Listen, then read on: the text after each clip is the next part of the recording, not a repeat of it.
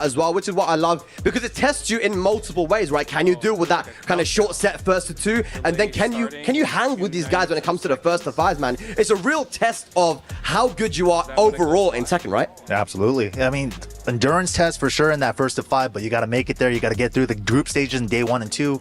That's the scary part. It's like you're running a little mini bracket in each other's group. I mean, you know, and one of the things that's we have not said about is the jump in prize money in these matches in the first to five. You know, if I told you to bounce a basketball, right, 5 times without looking, I said, okay, next time it's for 50,000. Do you think you can just imagine that pressure? I don't think I can handle that. There's no way I can handle that, man. It's incredible though, but people change when the money's on the line, when there's so much at stake. It's very difficult to stay composed in those pressurized situations. Yeah, absolutely. Well, ladies and lads, if you want to know more about who's competing here at the EWC 2024 Tekken 8, we have the legendary duo, Rip and Tasty Steve, to talk a little bit about this year's competitors for Tekken 8. Wait, not yet. Now. Esports World Cup is about to begin for some Tekken 8 action here for the 2025 edition. My name is Tasty Steve, and I'm here with Rip. And of course, we've got 32 of the best players from around the world here to compete this weekend. And they're not fighting for just glory, Steve. They're also fighting for a piece of that $1 million prize pool. a big prize, but Ulsan, the returning champion, has a huge target on his back, but he's got a huge list of competitors waiting to take him out and be the new champion of EWC. Guys like the 6-time EVO champion Arslan Ash are here, plus Atif, who lost in the grand finals to Ulsan last year. He's back to avenge that loss. And we got newcomers like King Ray Jr. from NA and Ilias from the EU. And that's just a small piece of what we have waiting for you on the Tekken 8 side of things. Let's get to the Tekken 8 action right now. Boom! Oh man, it's always good to see these two together, man. You can see the energy, and honestly, it's not just them two, man. The energy in general leading up to this event has been really high, man. People have been anticipating this event, watching at home, here in Riyadh as well. Talk to me about how you guys have been feeling running up to this, man. Yeah, honestly, it's been incredible. Just the excitement's been building up so much throughout the last couple of weeks, and now we're going to find out who the champion's going to be. I can't predict it. Yeah, absolutely, man. Well, let's have a look at the Aramco Power Rankings. This is who we feel are going to do pretty good here, right? But I mean, you can't tell, man. It's so hard to predict. But talk to me a little bit, MYK, about these favorites. I mean, of course, they're the favorites for a reason. They're up there because they're the most consistently winning Tekken 8 players here, and every one of them is a recognizable face and a name. And all legends in their own right. I mean, we're talking about the contenders. I think the key word actually throughout Tekken Season 2 has been consistency. These guys, we know they have the ability, but it's just maybe just lacking that consistency. Yeah, and then we have the underdogs there that we picked earlier as well. I need to throw the name out there, Tibetano. You know, I'm supporting my boy. Let's see how well he does. But those underdogs there, any of them could take the whole championship. Of course, man. So many people, if they just turn up on the day, and everyone's been practicing specifically for this tournament, man, you never know what these people are going to come up with. I mean, no one really expected Yagami to go all the way to top 4 and do what he did. We talked about his comeback with Chanel, right? But who's going to do it? I want to see an underdog win. I want to see, look, people know about my stance with NA, but I want to see King Ray Jr. do well. MYK, why are you laughing? I want to see him do well. Yeah, you're right. Of course, we all want to see King Ray do great. Now, of course, I'm rooting for him. I'm the sole NA representative here on the desk, so of course, I got to root for King Ray for the underdogs. Yeah, and Ilias as well. I mean, Ilias, Kira, and Tibetano from Europe. These are people that I feel like they could do big damage at Bubsy. I mean, one thing I want to say as well about Ilias, right, is he's young. These young players, they just come into this game so fearless. I think when you're that fearless, you just become scary. You're just playing, just like boom, like, you know, I just have no fear.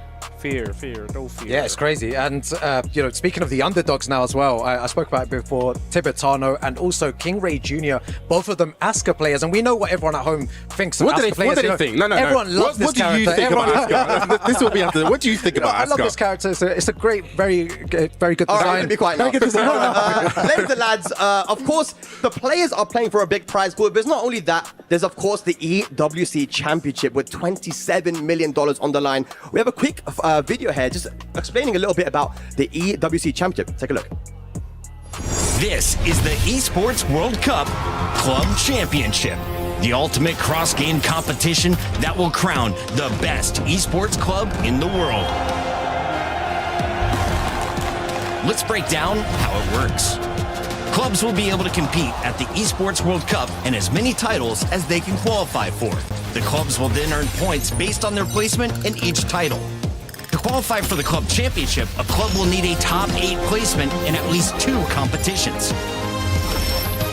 But to win the championship, a club must place first in at least 1 competition.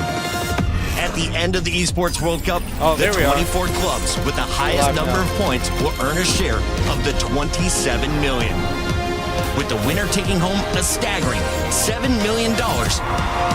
And of course, the title of the best esports club in the world. Who will rise above and write their place in history? All right, we're Watch it live. all here at the Esports World Cup. Oh my God, $27 million. My club championship stuff right here. But talking about club championships, we have the head of esports of Twisted Minds, Abdullah Al-Karawi, with us here. It's an honor to have you here, my friend. Thank you for joining us. How you doing, man?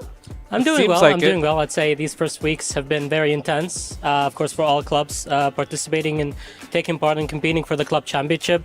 I'm also honored to be here with the legends of esports or legends of fighting games with you guys, and I'm very excited for what's good, Tekken and all guys? the remaining games that we How you have. guys Man, doing? you're too kind. You're too kind. Well, let's talk a little I bit wonder about if the delay Twisted Minds started specifically, 5 right? minutes You ago, just grabbed your first or win the delay with the starts Warzone now? event, and you know, I've been watching somebody like Aidan. I've been watching him for a long time, right? And he did his thing. Their whole team did amazingly. Now you've got a win that allows you to now be able to win the entire club championship. What do you think about your chances for the club championship here?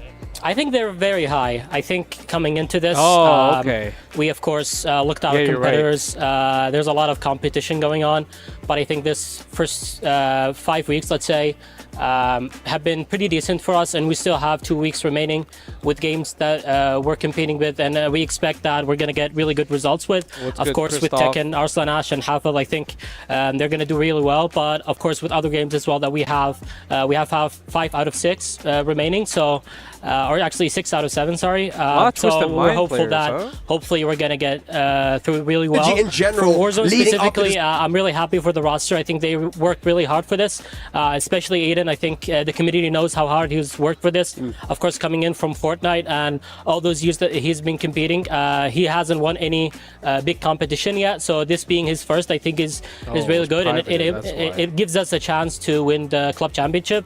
So I'm really happy for the team, really happy for everyone that has been contributing to this, and I think this kind of releases the pressure out of all our other rosters Right. to hopefully compete think well and not there is a have so 5-minute much delay. pressure on them that they need to grab the first place in order for us to be getting that first place. So I think we're really happy by that, and hopefully those 2 weeks remaining can be good luck for us. Yeah, man.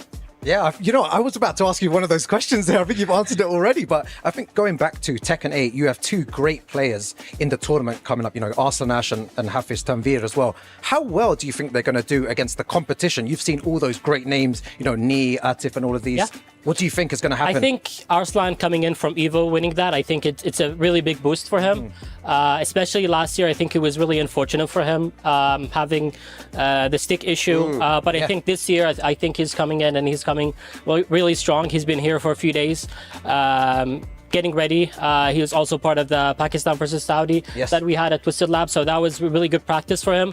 So I think, you know, he's ready, and I think he has his eyes on the trophy. Wow, perfect. And also for Hafiz, just so I don't forget him, I think Hafiz is one of those players that maybe the community don't give him much attention, and I think that's really good. That releases a lot of pressure for him, but I think he has a lot of promise and he can do really well. He's in this dangerous. competition. Yeah, he's super Very dangerous. Yeah. So I think hopefully for those two, I think hopefully we're going to get really good results and hopefully advance our position in the club championship. That's one. Yeah, talking about the club championships, actually, one of the really standout things is that last year you lot were finished in 12th, and now you're sitting in 5th with projection to even go higher.